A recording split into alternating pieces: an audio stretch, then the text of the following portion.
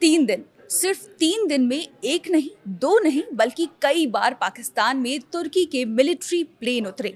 पाकिस्तान में पिछले 3 दिनों से तुर्की के सैन्य ट्रांसपोर्ट विमानों की लगातार आवाजाही ने सवाल खड़े कर दिए हैं।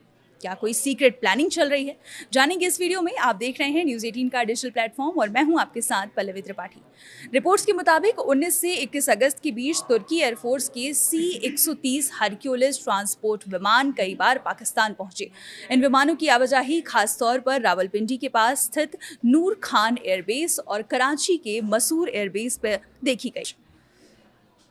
लगातार 3 दिनों तक हुई इस गतिविधि को सामान्य सैन्य आवाजाही से अलग माना जा रहा है। C-130 हरक्यूलिस एक सैन्य परिवहन विमान है जिसका इस्तेमाल सैनिकों, हथियारों, सैन्य उपकरणों और दूसरे जरूरी सामानों को एक जगह से दूसरी जगह पहुंचाने के लिए किया जाता है। ऐसे में जब एक ही देश के सैन्य परिवहन विमान कम समय में कई बार किसी दूसरे देश के सैन्य ठिकानों पर पहुंचे तो स्वाभाविक तौर पर यह सवाल उठता है कि आखिर इन विमानों में क्या लाया या ले जाया जा रहा था।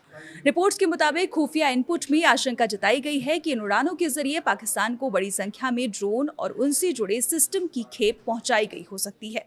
इसके अलावा पाकिस्तान को HQ सीरीज का एयर डिफेंस सिस्टम मिलने की बात भी सामने आई है, लेकिन इन विमानों में असल में क्या था, इसकी आधिकारिक पुष्टि अभी तक नहीं हुई है। तुर्की और पाकिस्तान के बीच रक्षा सहयोग कोई नई बात नहीं है। दोनों देशों के बीच सैन्य और रक्षा क्षेत्र में पहले से करीबी संबंध है। पाकिस्तान तुर्की से ड्रोन समेत कई तरह के सैन्य सिस्टम हासिल करता रहा है। इनमें बायरक्तार TB2 ड्रोन भी शामिल है। ये एक medium altitude long endurance technical drone है जिसका इस्तेमाल निगरानी और जरूरत पड़ने पर हमला करने वाले अभियानों में किया जा सकता है। पाकिस्तान पिछले कुछ समय से अपनी ड्रोन क्षमता बढ़ाने पर खास जोर दे रहा है। इसके पीछे कई रणनीतिक कारण बताए जा सकते हैं। इनका इस्तेमाल निगरानी, सीमा पर नजर रखने, खुफिया जानकारी जुटाने और कुछ परिस्थितियों में सटीक हमले के लिए किया जाता है। ऐसे में पाकिस्तान ज्यादा संख्या में UAV, लॉन्ग एंड्योरेंस ड्रोन और लॉइटरिंग म्यूनिशन सिस्टम हासिल करने की कोशिश कर रहा है। रिपोर्ट्स में यह भी कहा गया कि इस दिशा में तुर्की और सऊदी अरब के साथ रक्षा सहयोग से जुड़े इंतजाम महत्वपूर्ण हो सकते हैं। अब सवाल ये है कि तुर्की के विमान नूर खान और मसूर एयरबेस पर ही बार बार क्यों पहुंचे। दोनों ही पाकिस्तान के महत्वपूर्ण सैन्य ठिकानों में गिने जाते हैं। नूर खान एयरबेस रावलपिंडी के पास है और पाकिस्तान के सैन्य ढांचे में इसकी अहम भूमिका है। वहीं मसूर एयरबेस कराची में स्थित है। इन दोनों जगहों पर तुर्की के सैन्य परिवहन विमानों की लगातार मौजूदगी ने इस गतिविधि को और ज्यादा चर्चा में ला दिया है।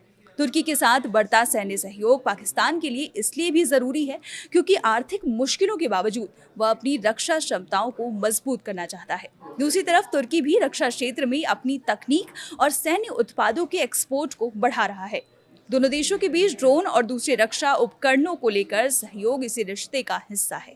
लेकिन इस पूरे घटनाक्रम में सवाल यही है कि 19 से 21 अगस्त के बीच तुर्की के C-130 विमानों ने वास्तव में पाकिस्तान तक क्या पहुंचाया। रिपोर्ट्स में ड्रोन और एयर डिफेंस सिस्टम की आशंका जरूर जताई गई है, लेकिन इसकी स्वतंत्र और आधिकारिक पुष्टि नहीं हुई है। फिलहाल इतना जरूर है कि सिर्फ 3 दिनों के अंदर तुर्की के सैन्य विमानों की कई उड़ानों ने पाकिस्तान की रक्षा तैयारियों को लेकर नई चर्चा शुरू कर दी है। अगर इन उड़ानों के जरिए वास्तव में ड्रोन और एयर डिफेंस उपकरण पहुंचाए गए तो इससे पाकिस्तान की हवाई और ड्रोन क्षमता में बढ़ोतरी हो सकती है। आगे अपडेट्स के लिए बने रहिए हमारे साथ और देखते रहिए न्यूज़ 18।